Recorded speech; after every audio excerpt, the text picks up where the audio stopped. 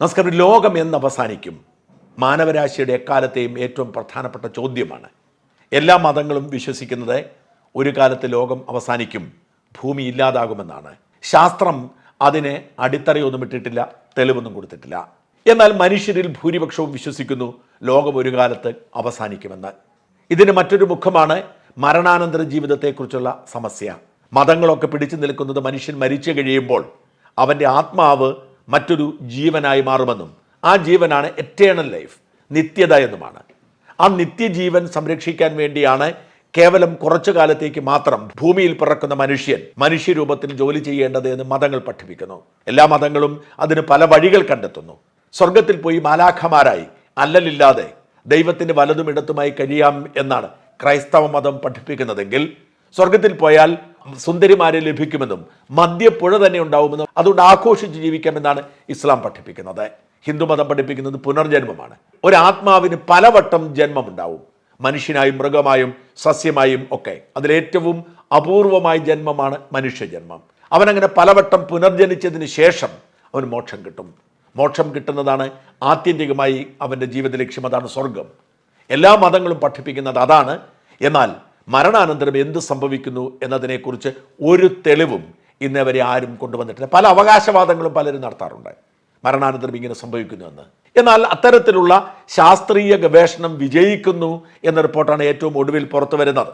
അമേരിക്കയിലെ അരിസോണ യൂണിവേഴ്സിറ്റിയിലെ പ്രൊഫസറും അറിയപ്പെടുന്ന അനസ്തോളജിസ്റ്റുമായ ഡോക്ടർ സ്റ്റുവർട്ട് ഹാമറോഫ് അദ്ദേഹത്തിൻ്റെ ഗവേഷണത്തിൽ ആത്മാവുണ്ട് എന്ന് കണ്ടെത്തി എന്നാണ് ഏറ്റവും ഒടുവിൽ ഞാൻ ഇന്ന് വായിച്ച റിപ്പോർട്ട്. എല്ലാ ദിവസവും രാവിലെ എണീറ്റാൽ ഞാൻ ആദ്യം ചെയ്യുന്നത് അന്താരാഷ്ട്ര മാധ്യമങ്ങൾ വായിക്കുകയാണ്. അങ്ങനെ ഇന്ന് രാവിലെ ഞാൻ വായിച്ച ഒരു മാധ്യമ റിപ്പോർട്ടിൽ പറയുന്നത് ആത്മാവിനെ അദ്ദേഹം കണ്ടെത്തിയെന്നാണ്. അത് പറയുന്നത് മരണമുറപ്പായിരിക്കുന്ന 7 രോഗികളിൽ അദ്ദേഹം പരീക്ഷണം നടത്തുന്നു. അവരുടെ ലൈഫ് സപ്പോർട്ടിംഗ് സംവിധാനം, നമുക്കറിയാം, വെന്റിലേറ്റർ കിടക്കുന്നവരെ ഉപേക്ഷിക്കാൻ തീരുമാനിക്കും. വെന്റിലേറ്റർ വരുമ്പോൾ ജീവൻ പോകും, അതുവരെ അവർക്ക് ജീവൻ ഉണ്ടാവും. വെന്റിലേറ്റർ കിട്ടുന്ന ആളുകളുടെ വെന്റിലേറ്റർ നീക്കുന്ന സമയത്ത് അവരുടെ തലച്ചോറ് ഒപ്പിയെടുക്കാനുള്ള സംവിധാനം അദ്ദേഹം നടത്തി. അപ്പോൾ അദ്ദേഹം പറയുന്നത് തലച്ചോറിൽ നിന്ന് പ്രത്യേകതരം ഒരു ഊർജം ഉണ്ടായി, ആ ഊർജം പുറത്തേക്ക് പോകുന്നു എന്നാണ്. ഈ ഊർജം ആത്മാവിൻ്റെ രൂപമാണ് എന്നാണ്, അതൊരു പ്രത്യേകതരം ഊർജമാണ് എന്നാണ് ഡോക്ടർ സ്റ്റുവർട്ടിൻ്റെ നിഗമനം. ഇതിൻ്റെ തുടർ പഠനങ്ങൾ പിന്നീടുണ്ടാവുമായിരിക്കും. ഊർജത്തിന് എന്ത് സംഭവിക്കുന്നു, അത് അന്തരീക്ഷത്തിലേക്ക് പോവുകയാണോ, അത് ആത്മാവായി നിലനിൽക്കുകയാണോ എന്നൊക്കെ പഠനങ്ങൾ ഉണ്ടാവുമായിരിക്കും. എന്തായാലും അത്തരം പഠനങ്ങൾ ഒരു വശത്ത് നടക്കട്ടെ. ലോകാവസാനത്തെക്കുറിച്ചുള്ള മനുഷ്യൻ്റെ ആശങ്കകൾ ഇതിൻ്റെ തുടർച്ച തന്നെയാണ്. എന്തെങ്കിലും ഒരിക്കൽ മനുഷ്യൻ മരിക്കുമെന്ന് നമുക്കൊക്കെ അറിയാം. എന്നാൽ എല്ലാവരുടെയും ജീവൻ ഒരുമിച്ചെടുക്കുന്ന ലോകാവസാനം ഉണ്ടാവുമോ? മനുഷ്യ സൃഷ്ടികളെല്ലാം ഇല്ലാതാകുന്ന ഒരു കാലമുണ്ടാവുമോ? ഇത് മനുഷ്യൻ്റെ ഒരു സങ്കല്പവും വിശ്വാസവും മാത്രമാവാം, ശാസ്ത്രീയമായി തെളിയിച്ചിട്ടില്ല. എന്നാൽ മനുഷ്യർ ഭൂരിപക്ഷവും അങ്ങനെ കരുതുന്നു. അങ്ങനെ വിശ്വസിച്ചിരുന്ന ഒരാളാണ് ഐസക് ന്യൂട്ടൺ. നമുക്കറിയാം, ലോകം കണ്ട ഏറ്റവും വലിയ ശാസ്ത്രജ്ഞരിൽ ഒരാളാണ് ഇംഗ്ലീഷുകാരൻ ഐസക് ന്യൂട്ടൺ. 1643 ജനിച്ച് 1727 മരിച്ച സർ ഐസക് ന്യൂട്ടൺ. അദ്ദേഹമാണ് മോഷനും ഗ്രാവിറ്റിയും കണ്ടുപിടിച്ചത്. അദ്ദേഹം ഫിസിക്സിലും മാത്തമാറ്റിക്സിലും മഹാപണ്ഡിതനായിരുന്നു. അദ്ദേഹം തിയോളജിസ്റ്റ് ആയിരുന്നു, പ്രൊട്ടസ്റ്റന്റ് വിശ്വാസിയായിരുന്നു. അദ്ദേഹമാണ് ശാസ്ത്രത്തെ ഒരുപാട് മുമ്പോട്ട് നയിച്ചത്. ഐസക് ന്യൂട്ടൺ ശാസ്ത്ര ചരിത്രത്തിൽ ഏറ്റവും നിർണായകമായ കഥാപാത്രമാണ്. അദ്ദേഹം ബൈബിളിൽ പറയുന്ന ലോകാവസാനം ശാസ്ത്രീയമാണ് എന്ന് വിശ്വസിച്ചിരുന്നു. ഈ ശാസ്ത്രീയമായ ലോകാവസാനം എന്തെങ്കിലും സംഭവിക്കും, അതിന് അദ്ദേഹം കണക്കുകൾ ഉണ്ടാക്കിയിരുന്നു. ബൈബിളിൽ വെളിപാടിൻ്റെ പുസ്തകം എന്ന് പറയുന്ന ഒരു പുസ്തകമുണ്ട്. വെളിപാടിൻ്റെ പുസ്തകം, റിവിലേഷൻസ് എന്ന് പറയും. വെളിപാടിൻ്റെ പുസ്തകം എന്ന് പറയുന്നത് നമുക്ക് പിടികിട്ടാത്ത ഒരുപാട് യുദ്ധത്തിൻ്റെയും നാശത്തിൻ്റെയും ഭീകരരൂപത്തിൻ്റെയും ഒക്കെ കഥയാണ്. ഈ വെളിപാടിൻ്റെ പുസ്തകം ലോകാവസാനത്തെക്കുറിച്ചുള്ള സൂചനയാണ് എന്നാണ് വിലയിരുത്തപ്പെടുന്നത്. ലോകം അവസാനിക്കുന്നു, നന്മയും തിന്മയും തമ്മിലുള്ള പോരാട്ടം നടക്കുന്നു എന്നാണ് വിലയിരുത്തപ്പെടുന്നത്. ഇതിൻ്റെ അടിസ്ഥാനത്തിൽ ലോകാവസാനവുമായി ബന്ധപ്പെട്ട് ഈ വെളിപാടിൻ്റെ പുസ്തകത്തിലെ ചില കണക്കുകൾ അദ്ദേഹം ശാസ്ത്രീയമായി പരിശോധിച്ച് തയ്യാറാക്കിയത് 1260 വർഷം കഴിയുമ്പോൾ ലോകം അവസാനിക്കുമെന്നാണ്. ഈ ഐസക് ന്യൂട്ടൺ കണ്ടെത്തിയ ഒരു കണക്കാണ്. ആ കണക്ക് ആരംഭിക്കുന്നത് അദ്ദേഹം റോമ സാമ്രാജ്യം സ്ഥാപിക്കപ്പെട്ട വർഷത്തിൻ്റെ അടിസ്ഥാനം AD 800 അതുകൊണ്ട് തന്നെ ഐസക് ന്യൂട്ടൺ AD 800 അടിസ്ഥാന വർഷമായി കരുതി 1200 വർഷം എന്ന് കണക്ക് കൂട്ടി അദ്ദേഹം കൃത്യമായി ഒരു കത്ത് എഴുതിയിരുന്ന കത്ത് അടുത്ത കാലത്ത് കണ്ടെത്തിയ കത്താണ് പ്രേക്ഷകർ ഇപ്പോൾ ഞാൻ കാണിക്കുന്നത്. വളരെ കൃത്യമായി ശാസ്ത്രീയ കണക്ക് കൂട്ടൽ. ഇങ്ങനെ ഒരുപാട് കണക്കുകൾ അദ്ദേഹം കൂട്ടിയിട്ടാണ് ശാസ്ത്രത്തെ ഒരുപാട് മുമ്പോട്ട് നയിച്ചത്. ആ കണക്കിൽ അദ്ദേഹം പറയുന്നത് 1260 വർഷവും ഈ റോമൻ സാമ്രാജ്യം സ്ഥാപിച്ച 800 വർഷവും കൂടുമ്പോൾ 2060 ആകും. ഈ 2060 ലോകാവസാനം സംഭവിക്കും എന്നാണ് വെളിപാടിൻ്റെ പുസ്തകത്തിൽ പറഞ്ഞിരിക്കുന്നത് എന്നാണ് ഐസക് ന്യൂട്ടന്റെ കണ്ടെത്തൽ. ലോകം ഇത് അവസാനിക്കാൻ പോകുന്നേ, ഇനി ഒന്നും ഉണ്ടാവില്ല എന്ന് പറയുന്ന ഒരുപാട് ആളുകൾ ഈ കാലഘട്ടത്തിൽ ഉണ്ടായിട്ടുണ്ട്. അതൊക്കെ വെറും തോന്നലുകളായിരുന്നെന്നും വെറും പൊട്ടത്തരങ്ങളായിരുന്നെന്നും ഒക്കെ നമ്മൾ മനസ്സിലാക്കി. പിന്നെ ചില പ്രവാചകരുടെ വാക്കുകൾ നമ്മൾ കേട്ടിട്ടുണ്ട്. എന്നാൽ ആദ്യമായാണ് ഐസക് ന്യൂട്ടൺ തന്നെ ലോകാവസാനം പ്രവചിച്ചിരുന്നു, അദ്ദേഹം അതിൻ്റെ കണക്കുകൾ എഴുതി വെച്ചിരുന്നു എന്ന് വ്യക്തമാകുന്നതും ആ കണക്കുകൾ പുറത്തു വരുന്നതും. അന്ന് ഐസക് ന്യൂട്ടൺ എഴുതി വെച്ച കണക്കുൾപ്പെട്ട നോട്ടാണ് ഇപ്പോൾ പ്രേക്ഷകരെ കാണിക്കുന്നത്. അദ്ദേഹത്തിൻ്റെ കണക്കനുസരിച്ച് 2060 ലോകാവസാനമാണ്. എന്ന് വെച്ചാൽ ഇനി 30 വർഷം കൂടി മാത്രമേ ലോകത്തിന് ആയുസ്സുണ്ടാവൂ എന്നർത്ഥം. 2060 ലോകം അവസാനിക്കുമെന്ന് ഐസക് ന്യൂട്ടൺ പറയുന്നു. ഇത് ഐസക് ന്യൂട്ടൻ്റെ ഒരു കണക്കുകൂട്ടലാണ്.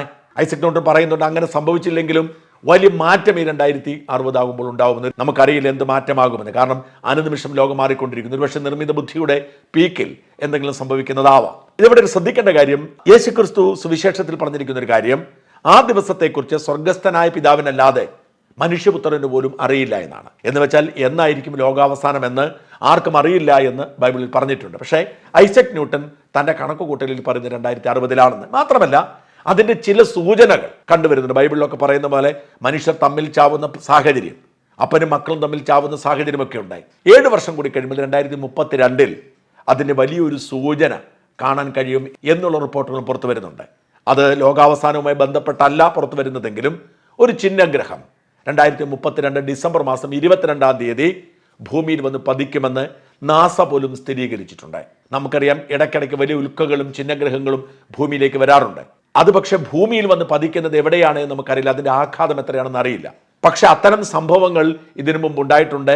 66 മില്യൺ വർഷങ്ങൾക്ക് മുമ്പ് അത്തരമൊരു ഉൽക്ക വന്ന് പതിച്ചപ്പോഴാണ് ഭൂമിയിലെ 2/3 ജീവജാലങ്ങളും ഇല്ലാതായത്. അങ്ങനെയാണ് ദിനോസോറുകൾ ഇല്ലാതായത് എന്ന് ശാസ്ത്രീയമായി തെളിയിച്ചിട്ടുണ്ട്. അത്തരം ആഘാതങ്ങൾ എപ്പോൾ വേണമെങ്കിലും സംഭവിക്കും, എന്ന് സംഭവിക്കും എന്നാർക്കും പറയാൻ കഴിയില്ല. 66 മില്യൺ വർഷങ്ങൾക്ക് മുമ്പ് ഭൂമി ഏതാണ്ട് പൂർണ്ണമായും ഇല്ലാതായിരുന്നു, പിന്നീട് രൂപപ്പെട്ട് വന്നതാണ് ഇപ്പോഴത്തെ ഈ ഭൂമി എന്ന് പറയുന്നത്. അത്തരമൊരു ഉൽക്കവീഴ്ച, ഒരു ചിഹ്നഗ്രഹത്തിൻ്റെ ആക്രമണം 2032 ഉണ്ടാകുമെന്നും ആധുനിക ലോകത്തുണ്ടാവുന്ന ഏറ്റവും വലിയ ചിഹ്നഗ്രഹ ആക്രമണമായിരിക്കും ഇതെന്നുമാണ് നാസ ഇപ്പോൾ പറയുന്നത്. നാസ ആദ്യം കണക്ക് പുറത്തുവിട്ടിരുന്ന 2.3% സാധ്യതയുണ്ടെന്നാണ്. എന്നാൽ ഇപ്പോൾ നാസ പറയുന്നു 3.1% സാധ്യത എന്നാണ്. ഇത് കൃത്യമായി കണ്ടെത്തിയിട്ടുണ്ട്. ഇതിൻ്റെ സഞ്ചാരപഥം സൂക്ഷിച്ചുകൊണ്ടിരിക്കുന്നു. ഇത് ഭൂമിയിലേക്കുള്ള യാത്രയിലാണ്. ഭൂമിയിൽ എത്താനുള്ള സാധ്യതയാണ് 3.1 എന്ന് പറയുന്നത്. ഈ 3.1 സാധ്യതയുള്ള ഒരു പ്രവചനവും ഇതിനു മുമ്പ് ഉണ്ടായിട്ടില്ല. ഇത് ദീനോസറുകൾ ഇല്ലാതാക്കിയ വലിയ ആക്രമണത്തിന് വലിപ്പം ഉണ്ടാവില്ല. അത് ഏതാണ്ട് 6 മൈൽ ഉണ്ടായിരുന്നു എന്നാണ് പറയുന്നത് അതിൻ്റെ വലിപ്പം. ഇപ്പോൾ പറയുന്നത് ഏതാണ്ട് ഒരു സ്റ്റാച്യു ഓഫ് ലിബർട്ടിയുടെ വീതി ഉണ്ടെന്നാണ്. 130 മുതൽ 300 വരെ അടി ഇതിൻ്റെ വിസ്തൃതി പറയുന്നത്. ഇത് എവിടെ പതിക്കുമെന്നതിനെക്കുറിച്ച് നിശ്ചയമില്ല.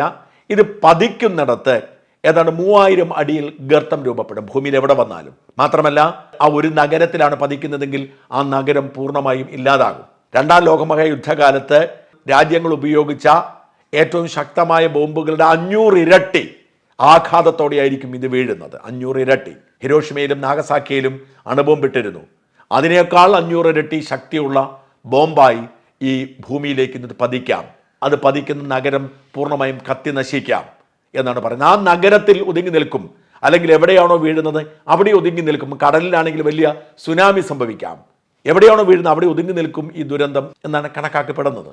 ഇത് ശാസ്ത്രീയമായ കാര്യമാണ്. ഇത് ഭൂമിയിലേക്ക് വരണമെന്ന് ഉറപ്പില്ല. ഇനിയും 7 വർഷം കൂടിയുണ്ടെന്ന് ഓർക്കണം. ഇതിൻ്റെ പ്രവചനങ്ങൾ മാറിയെന്ന് വരാം. എന്തായാലും ഇപ്പോൾ നാസ ഇങ്ങനൊരു കണക്ക് പുറത്തുവിട്ടപ്പോൾ അത് പ്രേക്ഷകരെ അറിയിച്ചു എന്ന് മാത്രം.